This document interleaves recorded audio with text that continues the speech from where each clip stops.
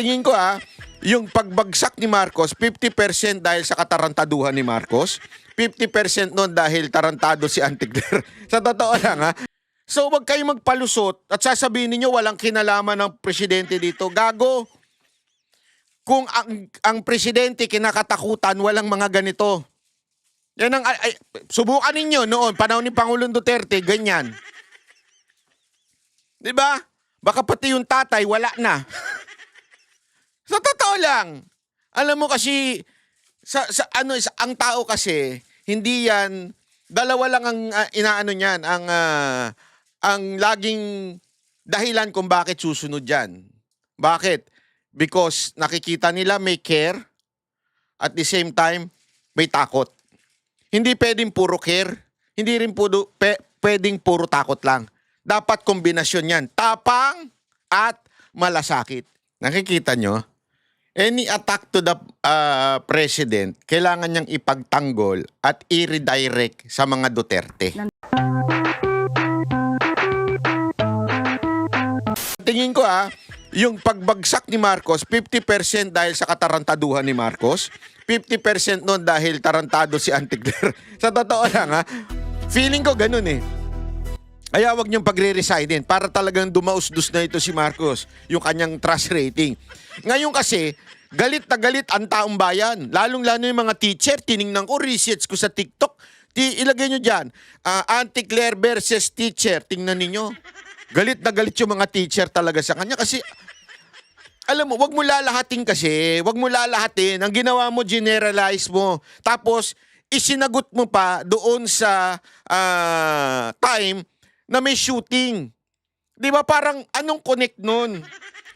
Para mo baga sinasabi, dahil dito sa mga teacher, kaya itong estudyante na maril. Kasi ang tanong sa'yo tungkol doon, reaction ninyo, reaction ng Malacanang regarding doon sa shooting sa Ateneo. Ang sasagot mo dahil walang modo yung mga teacher? Gago ka pa talaga Alam mo, nung isang araw, nung ako'y nakapikit na, sabi ko talaga, Lord, pwede ba tulungan mo naman ako na hindi na makapagmura dahil ayoko na nagmumura. Una, nagagalit ang tatay ko pa.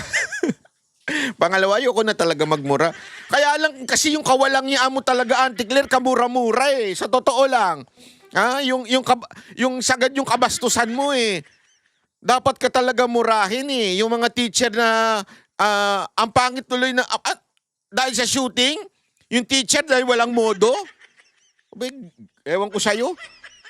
Baka sabihin niyo fake news. Okay? Baka sabihin niyo fake news. Ito, ipe-play ko Tingnan niyo kung gaano kabastos ang bunganga nito ni Claire Castro. Hindi ko nga alam kung abogado ba talaga to. Baka naman dati itong, alam mo yung mga nagmamadyong lang sa wag magagalit na may mga nagmamadyong. Yung mga nagmamadyong sa bahay tapos naninigaw ng mga kasambahay. Parang ganun Ito si Antigler. Ang ibang mga guro ay lumalabag sa ganitong klase ng moralidad. Sila minsan ay nagtuturo sa kanilang mga estudyante kung papaano maging walang modo. Lalo-lalo na sa mga nakakatanda. Ayun. Or sa mga ibang tao. Panahon na po. Panahon na. Hindi lamang po ang gobyerno, lahat po tayo, especially pag nasa school.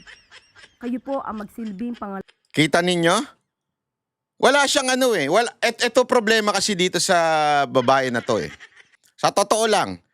Ang sarap bastusin kasi bastos talaga Wala siyang pagtanggap na yung kanya wag natin pag-usapan yung statement ng Malacanang kasi yung statement ng Malacanang, puta chat GPT lang yan Ginaganon nyo lang kami. Huwag nyo kaming ginagago dyan. Yung mismong saloobin niya. Ano saloobin nito? Ano saloobin ng Malacanang? Ito yun. Diba? Ano yun? Yung mga teacher kasi, mga walang modo, hindi tinuturuan yung mga estudyante. Alam mo, as a government, you are the government. You're part of the government. Sana man lang konting pagpapasensya at papaigtingin natin ng kapulisan, ang security doon, kakausapin nyo ang DepEd para, alam mo yun, sana yung ganun yung ganun ba na merong pagkukulang sa DepEd na tila kailangan ng ganitong mga departamento o nagtuturo sa ating mga guro. Alam mo yung mga mistakes na pwede sanang aminin na lang tapos gawa ng paraan. Hindi Yung mistake, itinuro mo doon sa iba. May asawa ba to? Bakit mo naman natanong niyang banat bay? Kasi kung may asawa to, ito yung mga talagang mahirap mahalin. O yung lagi na lang sila tama. Yung sino sa inyo may... sige na, umami na kayo. Sino sa inyo dyan ang ganitong asawa? Hindi marunong umamin yung asawa ninyo ng sorry. Lagi na lang silang tama. Meron nga biro dyan alam nyo, sabi nila sa mga lalaki. Make sure, sabi ng mga payo ng mga matatanda sa mga anak nilang lalaki. Make sure you choose the right person. Sabi naman nung after a while, after 10 years, Dad, I choose the right person. Sabi niya, oh, how can you say that you choose the right person? Because she is always right. Di ba? Parang ganito si Auntie Claire Mantakin mo, para bagang walang mali ang gobyerno. Ang dami nga nagagalit doon sa post ko din Sabi, bakit mo naman sinisisi si Marcos o ang presidente dito sa Ateneo? Private ito. Gago pala kayo Sa totoo lang, ang DepEd, hindi naman nasakop lang niyang public Pati naman ang private, sakop niyan. At the same time, kung saan nakalugar yan, sakop pa rin ng kapulisan yan. Kasakop pa rin ng barangay yan. At yung barangay nasa ilalim ng LGU at yung LGU nasa ilalim ng DILG. So wag kayong magpalusot at sasabihin niyo walang kinalaman ng presidente dito. Gago. Kung ang presidente kinakatakutan, walang mga ganito. Yan ang subukan ninyo noon, panahon ni Pangulong Duterte, ganyan. 'Di ba? Baka pati yung tatay wala na. Sa totoo lang. Alam mo kasi ang tao kasi hindi yan dalawa lang ang inaano niyan, ang laging dahilan kung bakit susunod yan. Bakit? Because nakikita nila may care at the same time may takot. Hindi pwedeng puro care, hindi rin pwedeng puro takot lang. Dapat kombinasyon yan. Tapang at malasakit. Yan ang meron si PRRD nun Di ba? May tapang siya, pag talagang galit siya, galit siya. Kahit mga kaibigan niya, basta gumawa ka ng katarantaduhan, you're out. Ganun At kahit sa mga kriminal nun, pag gumawa ka ng katarantaduhan, yari ka. Hindi ko na sasabihin kung paano ka nayari. Di ba? Ngayon, sama-sama tayo sa langit. Sama-sama tayo mataas. Kaya walang takot Di ba? Ayan. Alam mo, yung kasi ngayon, tinuturo nila yung mga website na ganito, ganyan. Matagal na yan. Alam mo, kolehiyo pa lang ako, meron na yung website na yan. Alam ko yan. Alam ko yung basta, hindi ko na lang kasi I truly hate that yung mga ganyang klaseng website. May mga ganyan talagang website, huwag nyo ituro doon lang sa website na yon. Ang tarantado dito, DICT. Bakit hindi nyo ma-implement ang ban? Alam mo, ito yung bagay na sa tingin ko, isa sa dahilan kung bakit ang bilis umangat ng China ng todo-todo. Alam mo, doon sa China, kahit anong gawin mong VPN, kahit anong gawin mong eSIM, ang hirap talaga makakonek doon sa mga website na hindi nila inaalaw. Oo, makakakonek ka in certain hours, one day, pero madidetect ka agad yung ginagamit mong VPN at ilang mawawala na kagad, hindi ka na makakagamit. I don't know how they do it. Pero sabi ko nga, 'di ba, I like China, yung lugar ha, hindi yung pamahalaan. I mean, yung lugar. Gusto ko yung lugar nila, pero napakahirap talaga. Parang ayoko nang bumalik. Kasi parang na-out of touch ka sa world eh. Kasi ang bagal ng internet pagdating sa mga social media. Ang bagal. Pero doon ko nga na-realize, too much freedom, talagang it will kill. Too much freedom. Sa atin, lahat gagawin mo eh. Wala namang bawal sa atin eh. Sa totoo lang, yung batas sa atin, suggestion lang yan. Bigyan ko kayo ng halimbawa. Oh, yan lintik na LTO, 'di ba? Puna ng puna doon sa mga plaka-plakang ganyan. Pero no, isang araw lang may artista. Pinalitan niya yung plaka ng kanyang Porsche. Suspension lang. I mean, namimili eh. MMDA, isa pang walang silbi yan. Yan ang pinakawalang silbi sa lahat, MMDA. Lalo na nung pumasok si Tory dyan. Dati kahit papaano medyo may silbi kayo eh. Nung pumasok si Tory dyan, lalo kayo na walang silbi. Totoo. Alam mo yun, walang ginawa, tapos sisisihin ng ang basura. 'Di ba? Yung sasabihin nilang kahigpitan sa NCAP, namimili lang sila na mahihigpitan. Yung mga, alam mo na, yung mga VIP, kuno, dyan, hindi naman nila hinihigpitan. Yung mga sarili nga nilang traffic enforcer, minsan wala pang helmet eh, mga animal eh. Sorry alam mo, ikaw, isa ka pa, si Go, yung yung taga-MMDA na mahilig din mag-video-video ng kanyang mga tauhan. Hindi naman siya mga tauhan niya, pero mahilig sa camera kasi. Nakita niyo yung paano siya mag-react nung kay Governor Singson? 'Di ba? Natakot. Pero nung ang mga kalaban ay yung mga nasa baba, yung mga taong bayan, ang tapang-tapang. Pero nung kay Gob parang, again wala akong pinipili dito. I don't care kung si Gob yun, Singson yun. Dapat hulihin kung dapat hulihin. Hindi yung ay si Gob yan.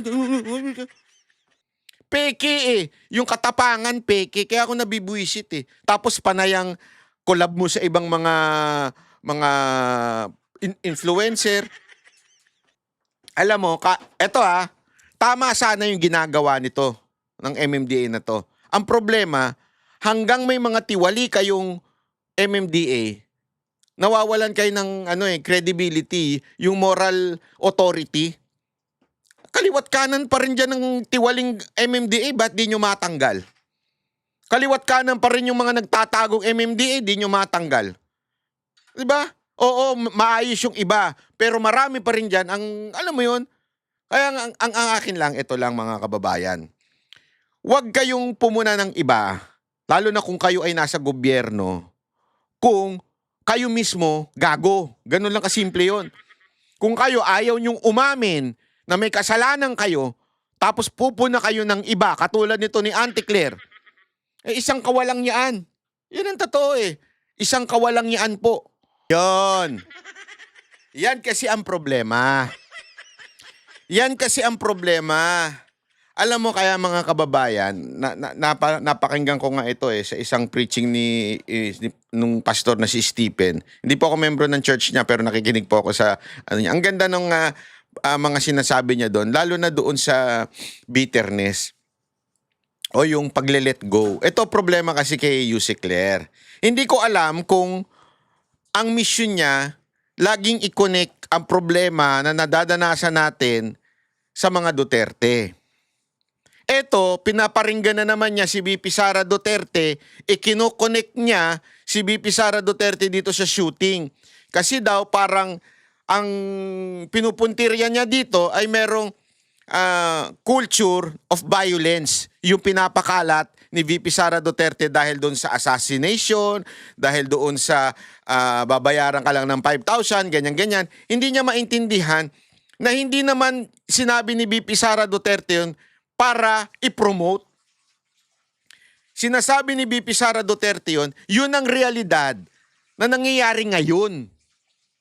Na yung buhay ng tao, kung dati 50, 10, di ko alam wala akong alam sa ganyan. Pero sinasabi niya ngayon, may naririnig-rinig siya, 5,000 na lang para ang isang tao ay kumitil ng buhay. Yun ay realidad. Hindi niya pinopromote. Hindi niya sinasabing, tanggapin natin yan. Hindi yun. Realidad yan na dapat mawala. Tapos sasabihin nito, eto, iko-connect na naman niya. Mag-culture of violence, assassin.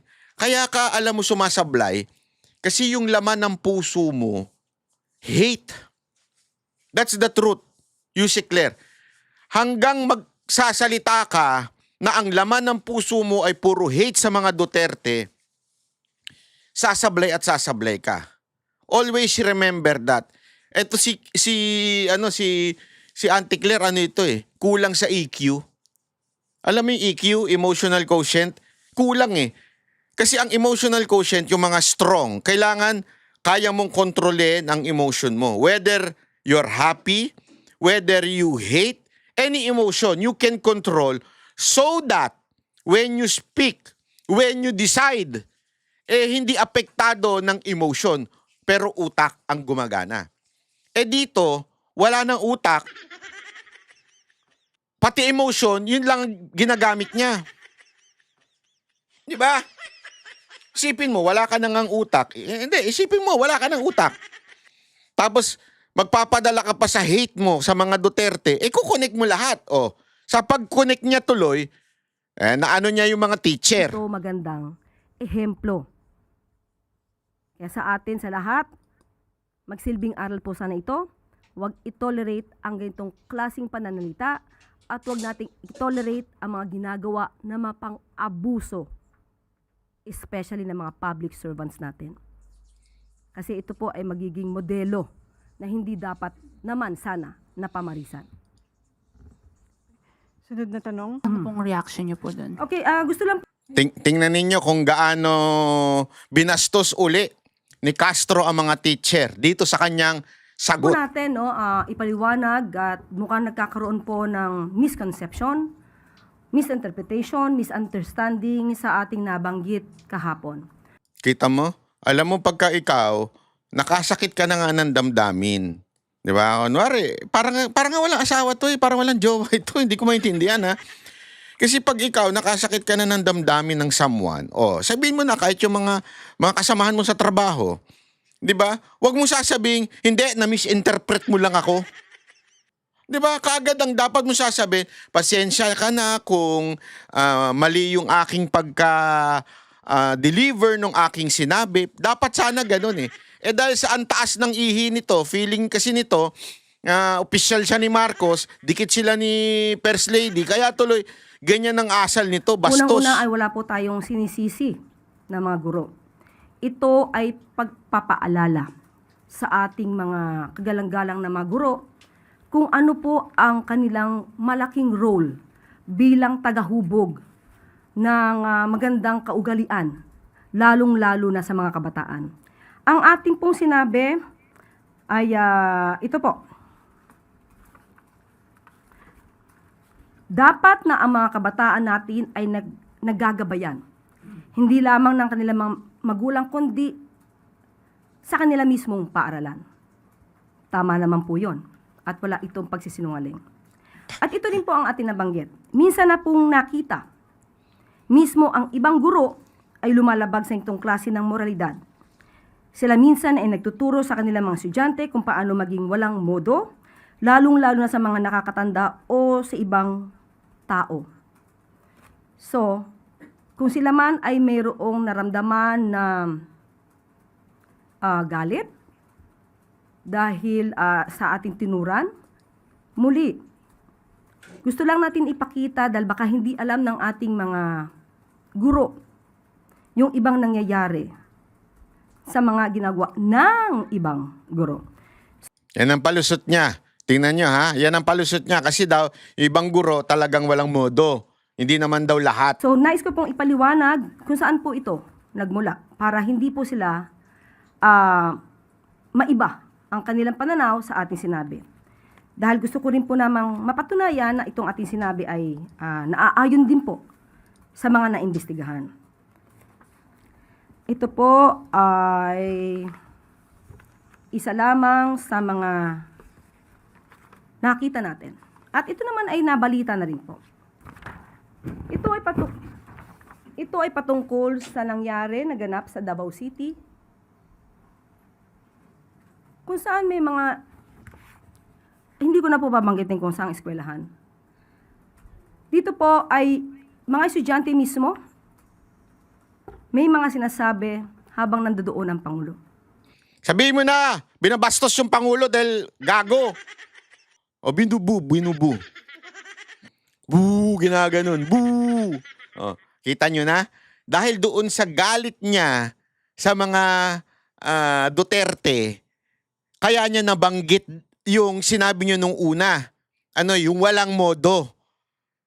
Isipin nyo ha, she is trying to connect itong mga Duterte para ho dito sa nangyari sa shooting sa Zamboanga.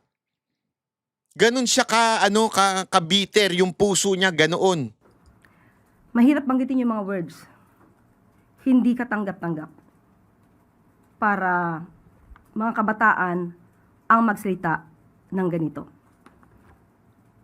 So, ibibigay ko na lang siguro sa inyo kung ano yung mga sinabi nila. Yung isa nag-start sa letter B, yung isa nag-start sa letter Y, yung isa nag-start sa letter M. And Ako na, boo! Yung isa, yawa. Magnanakaw yung isa, yung M. Kabastusan daw yon. Kaya nagkaroon ng shooting daw sa Zamboanga. Tingnan nyo kung gaano ka... Ito yung taong, oh my golly, kesa na mag-sorry dahil mali at sablay yung application niya noong may walang modo, biglang sinisi pa talaga ang mga Duterte dito. H.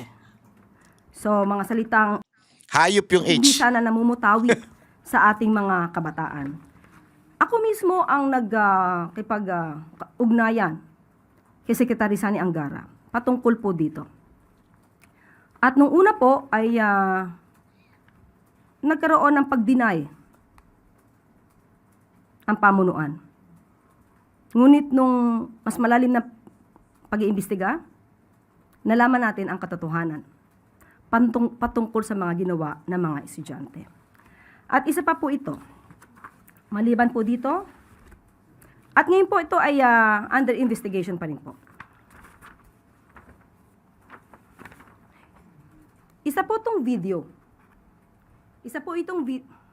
Isa po itong video na gawa ng isang guro. Di na po namin babanggitin kung sino po ito at kung anong paaralan. Dito po, mismong estudyante niya ang tinuruan niya ng mga salitang mapang-insulto. At ako rin po ang nakipag-ugnayan mismo kay Secretary Sani Angara upang ito ay ma-call out, malaman kung ang video na ito ay verified, kung totoo. At umamin po ang guro na totoo niyang ginawa. At siya po ay nagbigay ng paumanhin. At sa ngayon po, ang kasong ito, meron na pong kaso ng administrative case laban sa nasabing guro. Muli, bilang respeto, hindi na po natin babanggitin ang pangalan po niya.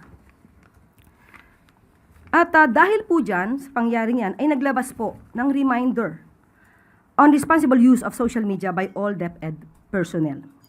Ito po ay nilabas noong August 11, 2026. Nakikita nyo? Any attack to the president, kailangan niyang ipagtanggol at i-redirect sa mga Duterte. Ng DepEd mismo.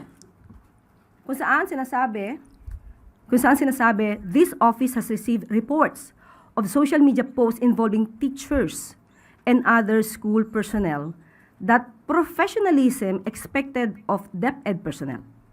So may mga lumabag po sa mga tamang kaugalian na nakikita ng kanila mismo mga estudyante.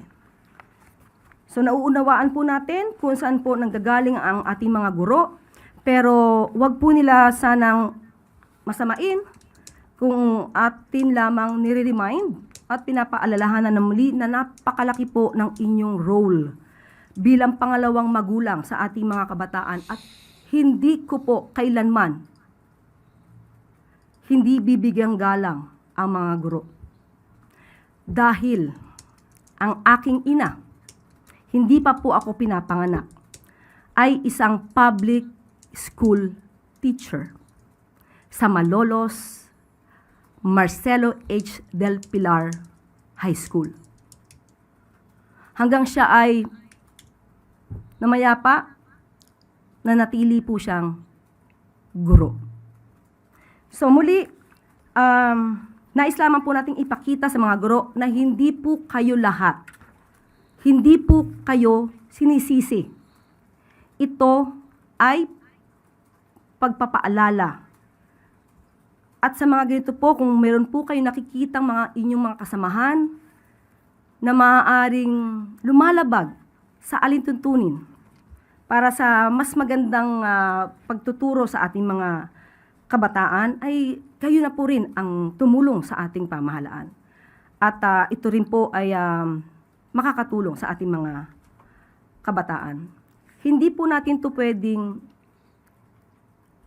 hindi isang mga paaralan.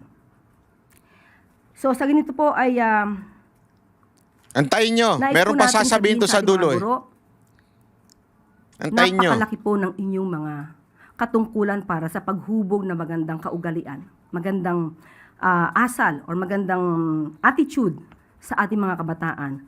At So talagang hindi niya binabawi yung sinasabi niya. Mas lalo niya pang dinagdagan. sa ACT Teachers Party List, hindi po ito paninisi. Sana ilagay po natin sa tamang konteksto ang aking sinabi. Hindi ito pag-atake sa mga guro. So, simple lamang po, ang ating mga guro, maaari po nating turuan ang ating mga estudyante kung paano magbigay ng tamang pagpapahayag. Kung meron silang sasabihin against the government, karapatan po yan. Pero iba po ang pagtuturo ng freedom of expression at iba rin po ang pagtuturo kung paano ito isasagawa nang walang pang-iinsulto at walang pakita ng maling pag-uugali. So kahit sino po ang ating maging presidente, ito pong aral ito ay dapat na manatili sa atin. So siguro tanungin na lang po natin ang Papalusot ka, ha? ACT Teachers Party List. Sa ganitong naipakita natin na nangyari na mga paglabag ng ibang mga guro, hindi po lahat hindi ko never kung sinabi na lahat. Ano po ba kaya ang nagawa nila para mas maiangat natin ang tamang kaugalian sa ating mga kabataan? Tingnan po natin kung nakondena ba nila itong mga isang teacher, yung ibang mga teachers na nagsagawa ng ganitong pagtuturo ng maling asal sa ating mga estudyante. So muli, ang mga teachers po, iginagalang po natin yan. Malamang ay nagkaroon lamang po ng Misunderstanding. interpretation dahil yung nagpalabas ng opinion Pakawalang ay niya mo mali talaga. po agad. Dahil sinabi na sinisisi po natin ang mga guro. Hindi po kailanman natin sisisiyan ng mga guro.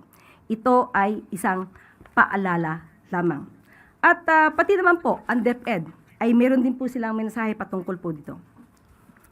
Gusto lang linawin na hindi ito tungkol sa paninisi sa mga guro. Ang punto ay kilalanin ang napakahalagang papel nila bilang pangalawang magulang ng ating mga learners. Malaki ang papel nila sa paggabay, pagprotekta at paghubog ng values and character ng ating mga anak, pati na rin ang pagiging mabuting halimbawa sa kanila. So yan po mga guro, kayo po ay iginagalang at binibigyang respeto, lalong-lalo na ng Pangulo at ng administrasyong ito. In that lengthy Ayan. response, you did not Ayan eto pinapakinggan natin yon kasi para malaman ninyo yung konteksto. Kung bakit ko nasabing binastos uli ni Claire Castro etong mga guro. Ito naman yung katanungan ng isang reporter kung nagsorry ba siya o hindi. mention the word apology. So you're not apologizing to the teachers. Regardless if these are members of Alliance of Concerned Teachers or baka meron lang po mga ordinaryong mga guro na nasaktan doon sa sinabi ninyo. Kaya nga po, sabi po natin, kinikilala po natin yung nasaktan nilang damdamin. At gusto kong ipaliwanag kung saan maaaring nanggaling yung sama ng loob nila. Dahil never po ako nanisi ng guro. Maliwanag po yung sinabi natin. Nakakita ninyo? Tinanong siya. So hindi ka nagsasorry. Hindi ka nag-apologize. Yes or no lang naman eh. Ang dami mong palusot. Tingnan mo kung paano pa siya sagutin ha. Kahapon. So sa mga nagdaramdam, ito po ang maliwanag na, ito po ang aking ipinaliwanag sa inyo para po maibsan yung inyong sama ng loob kung meron man po. Kasi dapat ilagay lang po natin sa tamang konteksto yung nangyari. So no apologies, Yusek. Ivan, hindi tayo pwede dito magkaroon ng, sorry for the word. Ayoko magkaroon ng additional na pang-iintriga dito. Dahil, muli, gusto kong linawin, Ayaw mong man sabihin yung word pero sinabi mo rin, no? O, di ba? Ang dating pa pala nung tanong ni Ivan, pang-iintriga.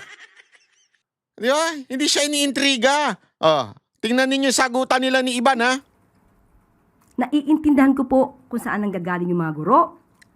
At wala po tayong sinabi na sila ang dapat sisihin. Ipinapakita lamang po natin kung gaano kalaki yung kanilang role bilang pangalawang magulang sa ating mga kabataan. So ngayon, ipinakita ko kung bakit yun yung nasabi natin dahil totoo naman na mayroong mga guro na hindi nagsilbing maganda or modelo sa ating mga kabataan. Kaya hinihimo ko po ang ating mga kagalang-galang na guro na magtulong-tulungan po tayo kung meron din po kayo nakikita mga ganitong klase mga nangyayari sa kapwa nyo guro. Paalalahanan po natin na kayo po ay tinitingala bilang tagapagturo na magandang kaugalian sa ating mga kabataan. Iniisip ko, saan ba dapat nasabihin kong mali ako? Sa ngayon po, saan iniisip ko dahil maliwanag yung aking pagkakasabi, nagkaroon lang na maling konteksto nung sinabi ng ACT Party List or ACT. Wait, nakat pala. Nakat yan eh. Ito yung... Naunawaan po natin kung saan po nanggagaling ang ating yung tinanong mga ni guro. ano. Hindi po lahat Gusto lang linaw. Go ahead. Yusek, in that lengthy response, Para po maibsan yung inyong sama. Sorry for the word. Yan na, Ayoko wait magkaroon lang. ng additional na pang-iintriga dito. Dahil, muli, gusto kong linawin, naiintindihan ko po kung saan nanggagaling yung mga guro. At wala po tayong sinabi na sila ang dapat sisihin. Ipinapakita lamang po natin kung gaano kalaki yung kanilang role bilang pangalawang magulang sa ating mga kabataan. So ngayon, ipinakita ko kung bakit yun yung nasabi natin dahil totoo naman na mayroong mga guro na hindi nagsilbing maganda or modelo sa ating mga kabataan. Kaya hinihimo ko po ang ating mga kagalang-galang na guro na magtulong-tulungan po tayo kung meron din po kayo nakikita mga ganitong klase mga nangyayari sa kapwa nyo guro. Paalalahanan po natin na kayo po ay tinitingala bilang tagapagturo na magandang kaugalian sa ating mga kabataan. sorry, Yusek, I did not mean to create Yan. pang-iintriga as you might be implying. You are implying Ang sa eh. isip ko lang ho kasi ngayon, what if after listening to your explanation, yung mga guro na nasaktan, ganun pa rin po ang kanilang pakiramdam?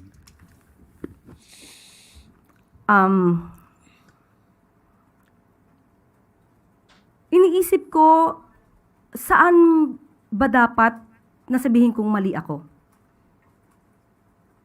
Sa ngayon po, saan iniisip ko dahil maliwanag yung aking pagkakasabi, nagkaroon lang na maling konteksto nung sinabi ng ACT Party List or ACT Teachers na sinisisi ko ang mga guro.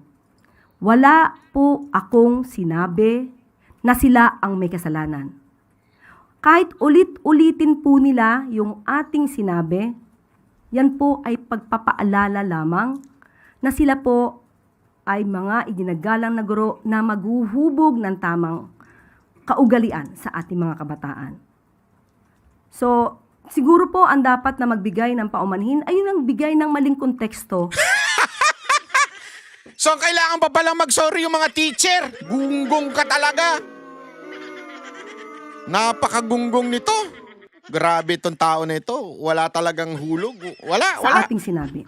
Dahil marami nagsasabi na walang guro na nagturo ng mali. Ipinakita ko po sa inyo ngayon ang mga guro na nagkaroon ng pagkakamali at yan din ang ayaw nating pamarisan pa ng iba pa nating mga kababayan. Ay nako mga kababayan, talagang dito mo makikita kung gaano kabastos itong tao na ito.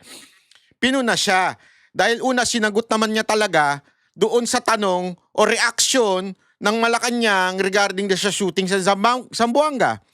So sinabi niya na yung iba mga teacher wala talagang modo. Bastos talaga. Oh.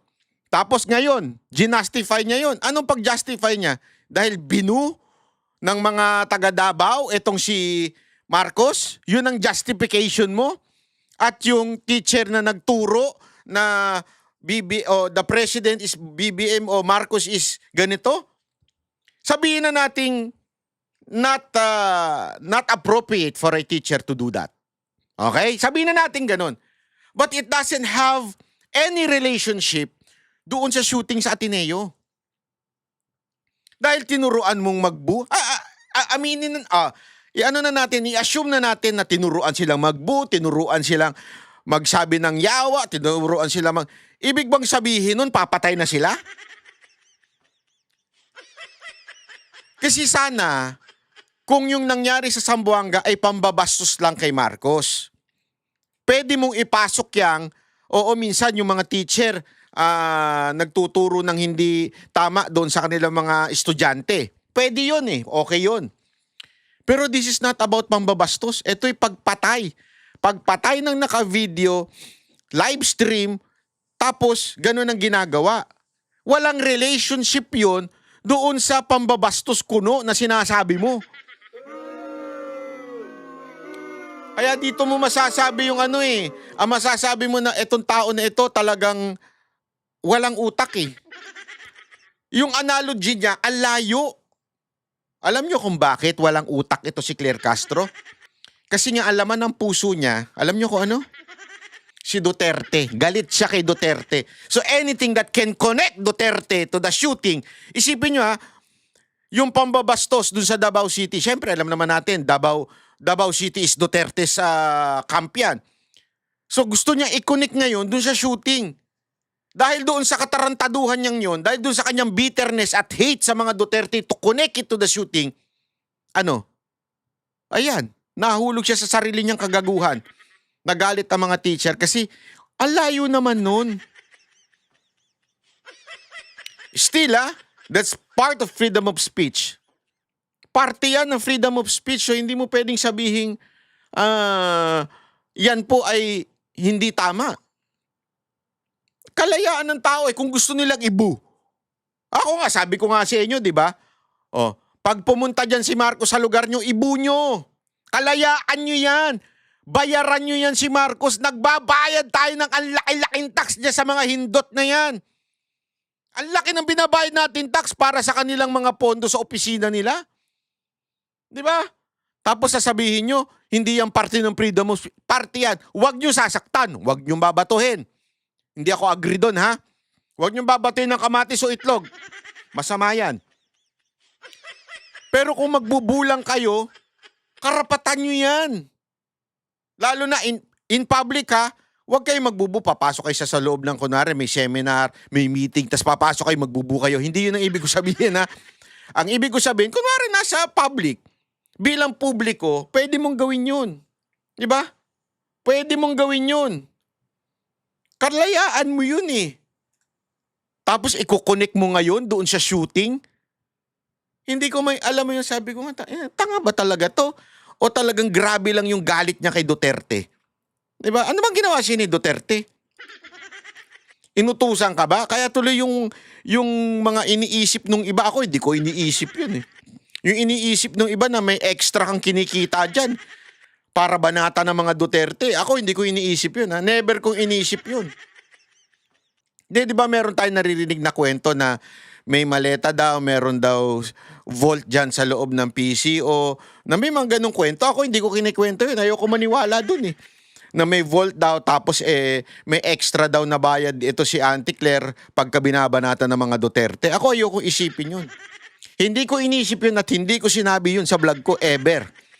Ayokong isipin yun kasi baka naman sabihin nila fake news. Ayoko kasi, sa tandaan nyo, tayo hindi tayo pumapasok sa fake news.